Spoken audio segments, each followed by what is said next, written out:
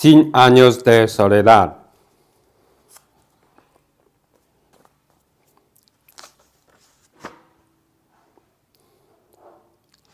Al tercerlo, tuvo conciencia de estar dando la misma réplica que recibió del coronel Aureliano Buendía en su celda de sentenciado. Y una vez más se estremeció con la comprobación de que el tiempo no pasaba, como ella lo acababa de admitir, sino que daba vueltas en redondo, pero tampoco entonces le dio una oportunidad a la resignación. Regañó a José Arcadio II como si fuera un niño y se empeñó en que se bañara y se afeitara y le prestará su fuerza para acabar de restaurar la casa.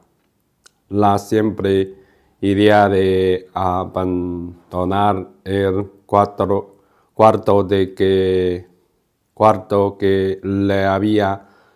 proporcionado la paz aterrorizó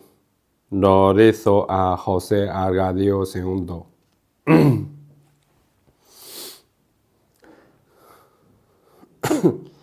Creo que no había poder humano capaz de hacerlo salir, porque no quería ver el tren de 200 vagones cargados de muertos que cada atardecer partía de Magondo hacia el mar. Son todos los que estaban en la estación. Quedaba 3.408.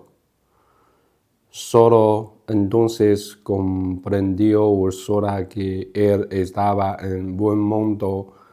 de tinieblas más impenetrable que el suyo, tan infranqueable y solitario como el del bisabuelo. Lo dejó en el cuarto, pero consiguió que no volvieran a poner el candado, que hicieran la limpieza todos los días, que tiraran las vasillas a la basura y solo dejarán una, y que mantuvieran a José Arcadio II tan limpio y presentable como estuvo el bisabuelo en su largo cautiverio bajo el castaño. Al principio, Fernanda interpretaba aquel ajetrío como un acceso de locura senil, y a todas venas deprimía la exasperación. Pero José Arcadio le anunció por esa época desde Roma que pensaba ir a Magondo antes de hacer los votos perpetuos,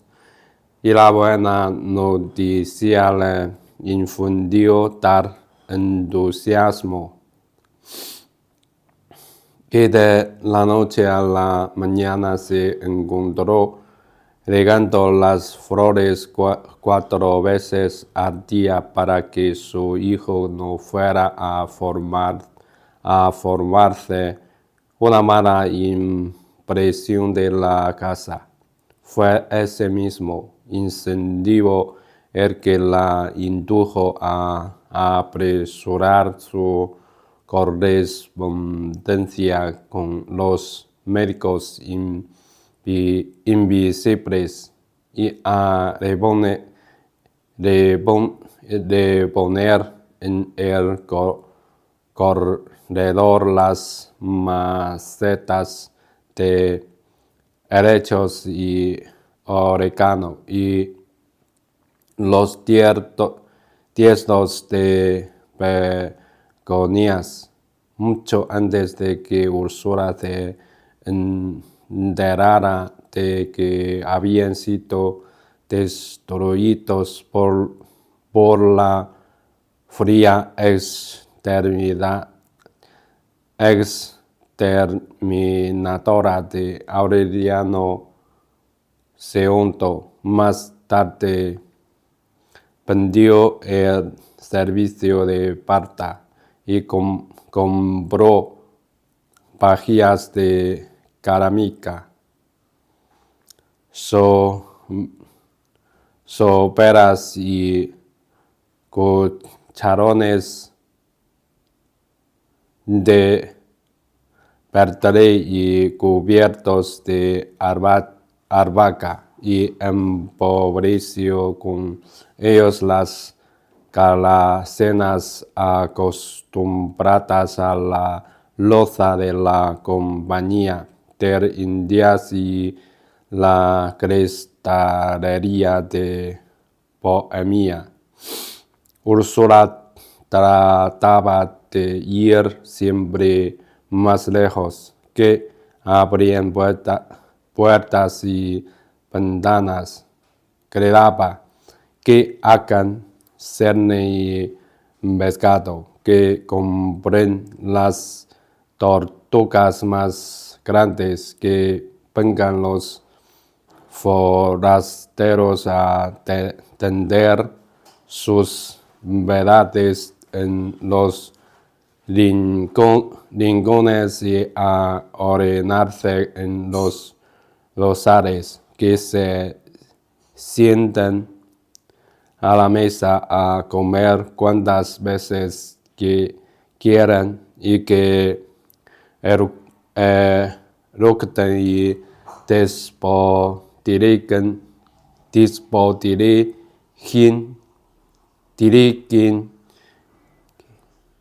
y lo embarren todo con sus botas,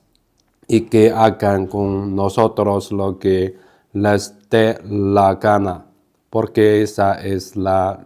única manera de espantar la ruina. Pero era una ilusión vana. Estaba ya demasiado vieja y viviendo de sobra para repetir el milagro de los animalitos de caramelo, y ninguno de sus descendientes había heredado su fortaleza. La casa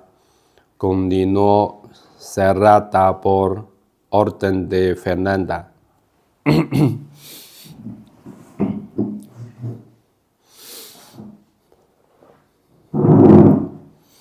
Aureliano II, que había vuelto a llevarse sus baúles a casa de Pietracotes, disponía apenas de los médicos para que la familia no se muriera de hambre. Con la rifa de la mula, Pietracotes y él habían comprado otros animales, con los cuales consiguieron enderezar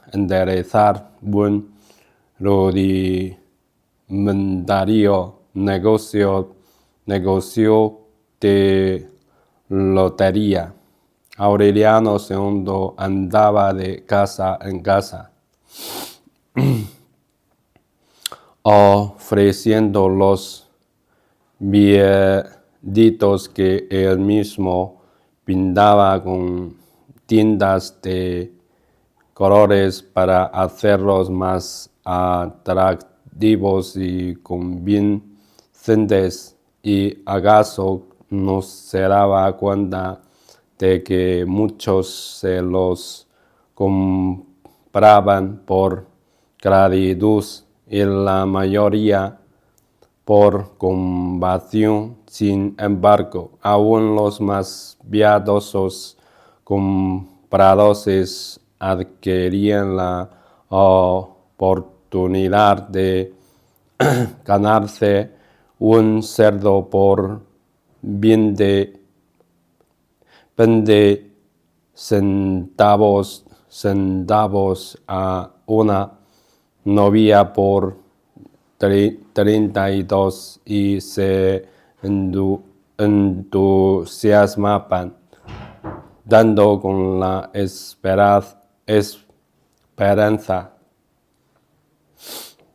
que la noche del martes desbordaba el barrio de Petracotes, esperando el momento en que un niño escogido al azar sacara de la bolsa el número premiado. Aquí o no tardó en convertirse en una feria semanal, pues desde el atardecer se instalaban en el patio mesas de fridancas y puestos de bebidas, y muchos de los favorecidos sacrificaban ahí mismo el animal ganado con la condición de que otros pusieran la música y el aguardiente, de modo que sin haberlo deseado, Aureliano II se encontró de pronto tocando otra vez el acordeón y participando en modestos torneos de voracidad. Estas humildes rubricas de las parrandas de otros días sirvieron para que el propio Aureliano II descubriera cuando habían decaído sus ánimos y hasta qué punto se había cegado su ingenio de cumbiambero magistral. Era un hombre cambiado. Los 120 kilos que llegó a tener en la época en que lo desafió la elefanta se habían reducido a 78. La cantorosa y apodagata cara de tortuga se le había puesto de iguana, y siempre andaba cerca del aburrimiento y el cansancio. Para Petracotes, sin embargo, nunca fue mejor hombre que entonces, tal vez porque confundía con el amor la compasión que él le inspiraba y el sentimiento de solidaridad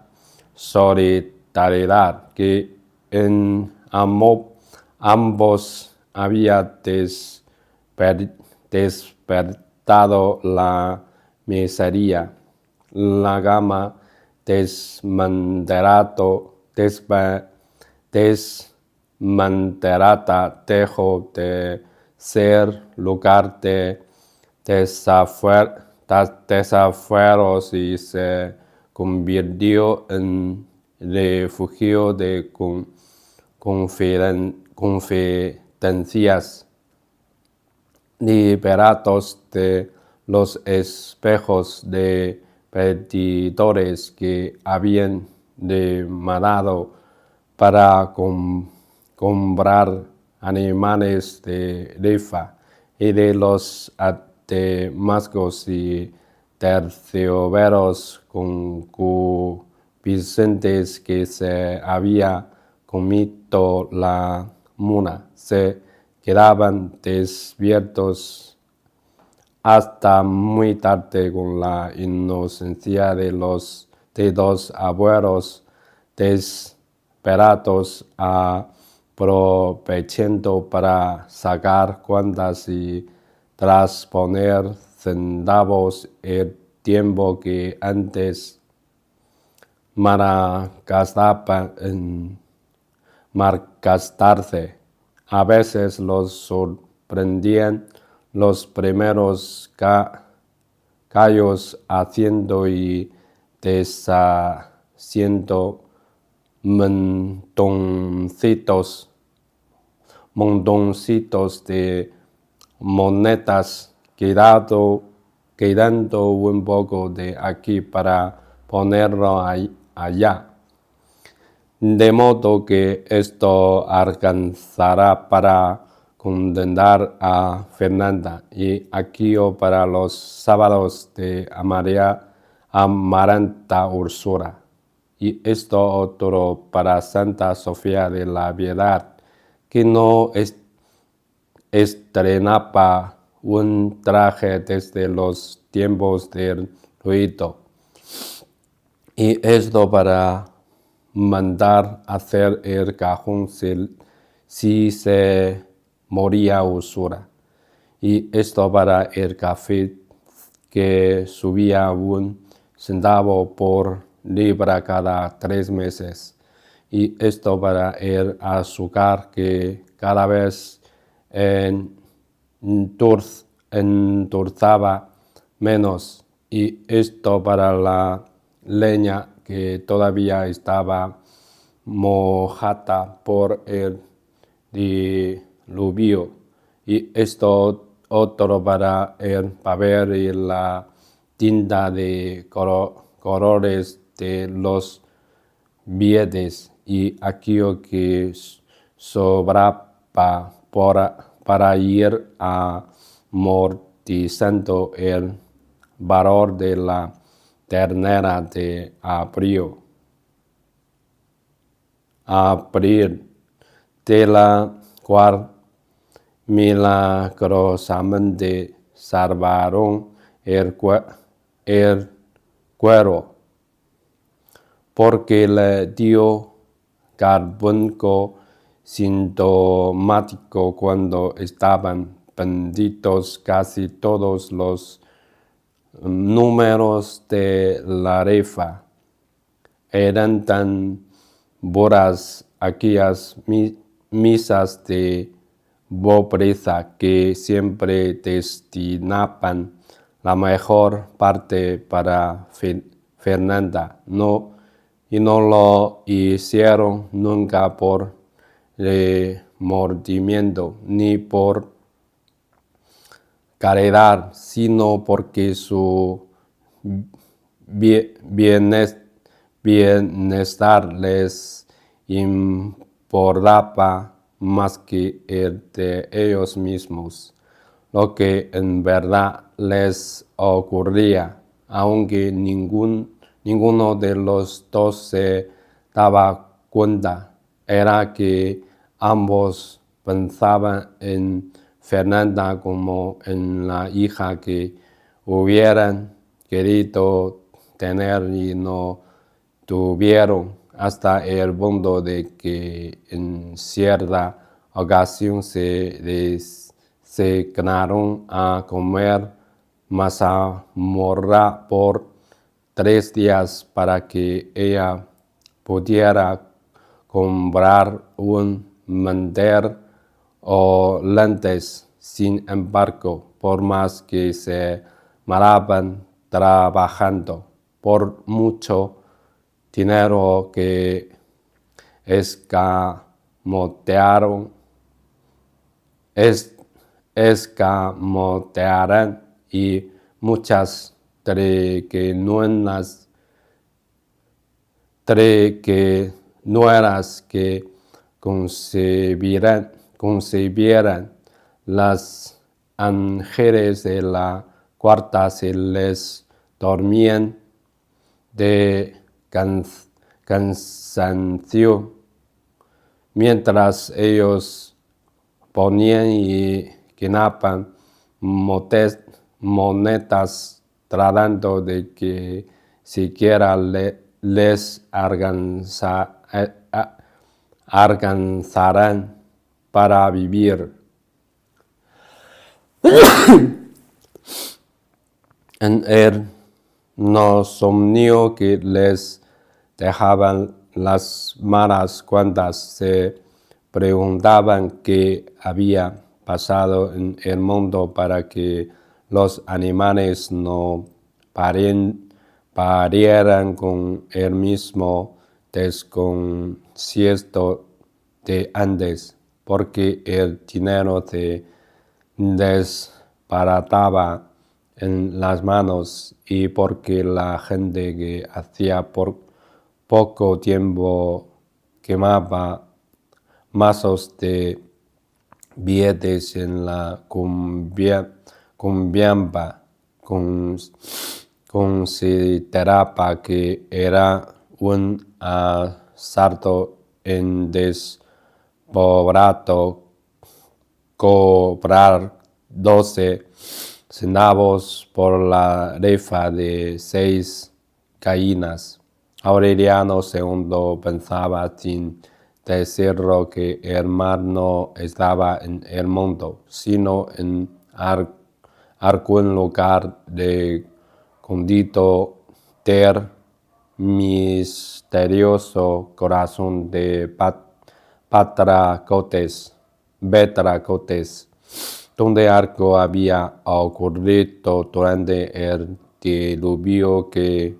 volvió estériles a los animales y escurridizo el dinero. Intrigado con ese enigma, escarbó tan profundamente en los sentimientos de ella, que, buscando el interés, encontró el amor, porque tratando de que ella lo quisiera, terminó por quererla. Betracotes, por su parte,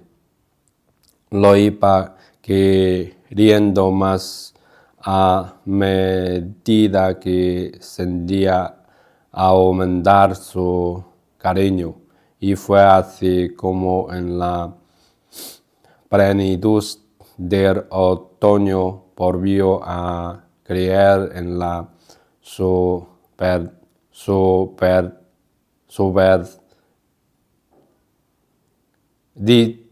superstición juvenil de que la pobreza era una servidumbre del amor. Ambos abogaban entonces como un estorbo las parrantas desatinadas, la riqueza paradosa y la fornicación sin frenos, y se lamentaban de cuánta vida les había costado encontrar el paraíso, tierra soledad compartida, locamente enamorados al cabo de tantos años de complicidad estéril, gozaban con el milagro de quererse tanto en la mesa como en la cama, y llegaron a ser tan felices que todavía cuando eran dos ancianos agotados seguían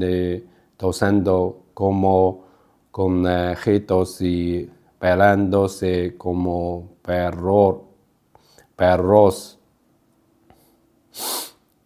Las cifras no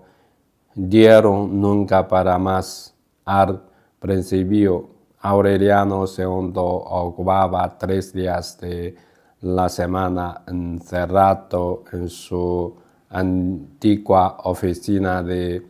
ganadero, dibujando viede por viede, pintando con un cierto primor una vaquera roja, un cochinito verde o un globo de caídas azules, según fuera el animal elevado, y modelaba con una buena imitación de las letras de imprenta el nombre que le pareció bueno a Betracotes para bautizar el negocio. De faz de la divina providencia, pero con el tiempo se sintió tan cansado después de dibujar hasta 2000 billetes a la semana, que mandó a hacer los animales, el nombre y los números en sellos de gaucho, y entonces el trabajo se redujo a humedecerlo en almohadillas de distintos colores. En sus últimos años se les ocurrió sustituir los números por adivinanzas, de modo que el premio se repartiera entre todos los que acertaran. Pero el sistema resultó ser tan complicado y se prestaba a tantas suspicacias que desistieron a la segunda tentativa. Aureliano II andaba tan ocupado tratando de consolidar el prestigio de sus rifas, que apenas le quedaba tiempo para ver a los niños Fernanda, Bozo, Amaranta, Úrsula en una escuelita privada donde no se recibían más de 6 alumnas, pero se negó a permitir que Aureliano asistiera a la escuela pública, se enteraba que ya había cedido demasiado al aseverar que abandonara el cuarto. Además, en las escuelas de esa época solo se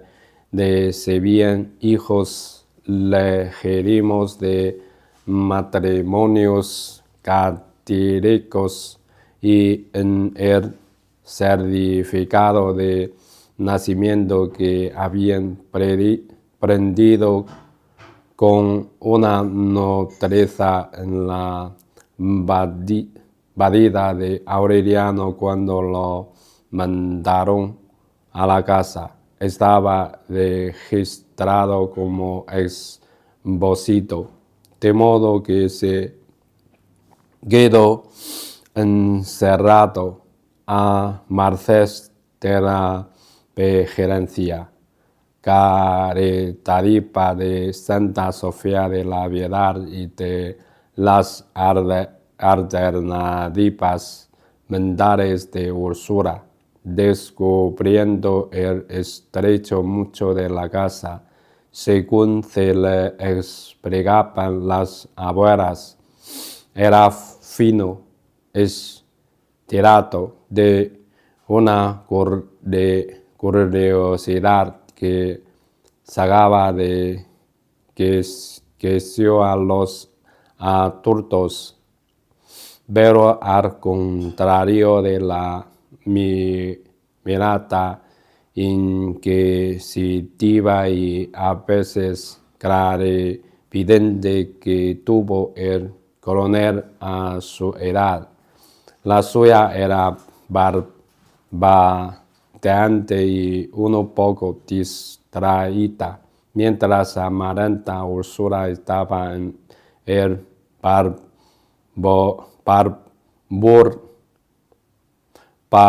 horario. Él